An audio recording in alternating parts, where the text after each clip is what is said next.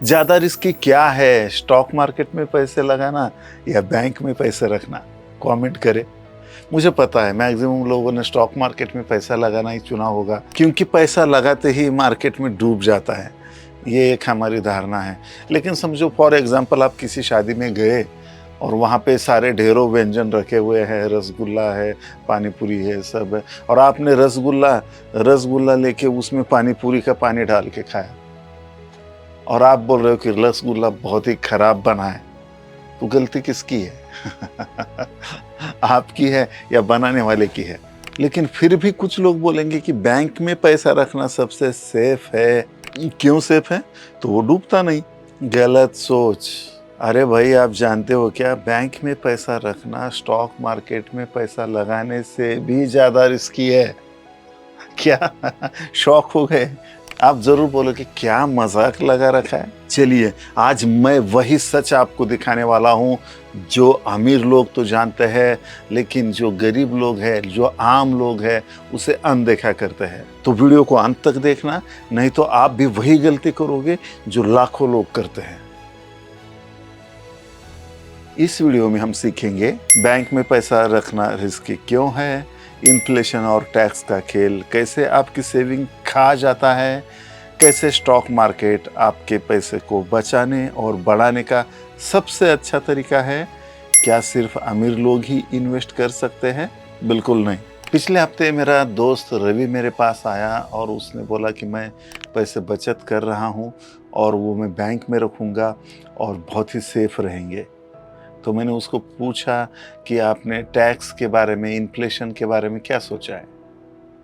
तो रवि बोला, यार कुछ भी बात करते हो और इससे अपना क्या संबंध है, वो तो अमीर लोगों का बात है। अगर आप भी रवि जैसा ही सोचते हो तो सुनिए, इन्फ्लेशन एंड टैक्स ये साइलेंट किलर का काम करते हैं। मान लो आपके बैंक में 10 लाख रुपए है, तो सेविंग अकाउंट में उसको 2 से 3% का ब्याज मिलेगा और इन्फ्लेशन का रेट 7 to 9% है।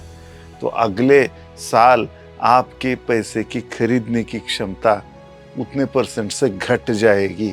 चलो ठीक है, आप ओवर स्मार्ट हो, उससे भी अच्छे स्मार्ट हो, आपने वो 10 लाख बैंक अकाउंट में, सेविंग अकाउंट में रखने की जगह उसको बैंक में एफडी कराया।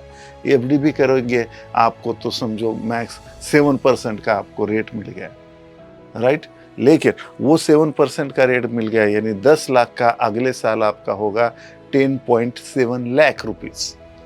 लेकिन माय डियर फ्रेंड्स, आपको ये समझना ज़रूरी है, उसके ऊपर 30% का टैक्स लगेगा। आपका जो भी ब्रैकेट, स्लैब ब्रैकेट रहेगा, तो उसका जो टैक्स लगेगा, तो वहाँ पे आपके बचेंगे सिर्फ 10.4 लाख।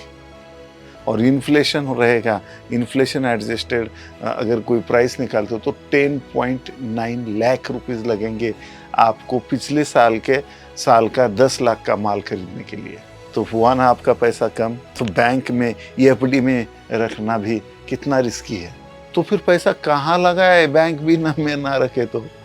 हाँ, स्टॉक मार्केट में पैसा लगा सकते हैं। वहाँ पे बचत करना और इन्वेस्ट करना बैंक से भी सेफ हो सकता है। नहीं, मार्केट बहुत रिस्की है। तो वॉरेन बफेट क्या कहते हैं, सुनिए।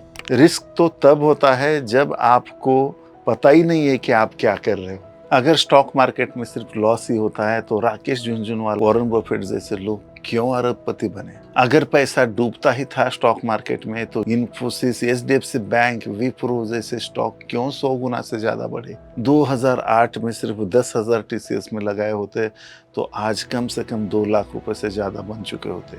आप बताइए, आज तक आपने कौन सा स्टॉक बिना सोचे समझे ऐसे ही बाय कर लिया? कमेंट में बताइए, ईमानदारी से बताना, क्योंकि उसी वजह से लॉसेस होते हैं। जैसे वॉरेन बफेट कहते हैं कि रिस्क तभी होता है जब हमें पता ही नहीं होता कि हम क्या कर रहे हैं। लोग सोचते हैं कि स्टॉक मार्केट में पैसा लगाना जुआ है वगैरह वगैरह, लेकिन स्टॉक मार्केट में पैसा लगाना यानी किसी बिजनेस का हिस्सा खरीदी करना है। स्टॉक्स ने पिछले 20 सालों में 12, 15, 20% तक के रिटर्न दिए हैं, लेकिन एफडी ने निगेटिव रिटर्न दिए हैं। सबसे खासियत यह है कि आप 500 रुपये, 5,000 रुपये से भी शुरू कर सकते हो।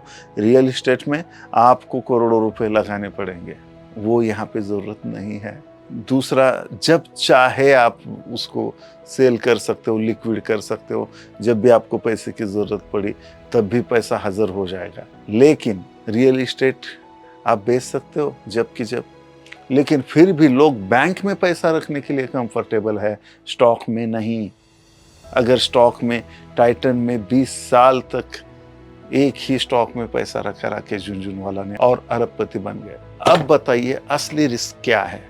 तो बताइए आपने इस वीडियो में कि रियल में क्या सीखा, ईमानदारी से बताइए। क्या आपको लगता था कि बैंक में पैसा रखना सबसे सेफ ऑप्शन है? क्या अब आपको समझ आया कि इन्फ्लेशन और टैक्स से बचना कितना ज़रूरी है? अब आप स्टॉक मार्केट में इन्वेस्टिंग को कैसे देखते हैं? कमेंट करके बताइए आप बैंक वर्सेस स्टॉक में से कौन सा चुनेंगे। अगर ये वीडियो आपको ज़रा भी काम की लगी हो तो ठोको लाइक, फ्री है यार। कमेंट करके बताओ ऐसा कौन सा वो पहला स्टॉक था जो आपने सोच समझ कर बाय किया था। अभी के अभी सब्सक्राइब करके बेल आइकॉन का बटन दबाओ, नहीं तो अगले 5 साल तक मार्केट में पैसा नहीं बना पाओगे। मजाक नहीं कर रहा हूँ। इम्पोर्टेंट लिंक्स के लिए डिस्क्रिप्शन जरूर चेक करें। Bye bye for now.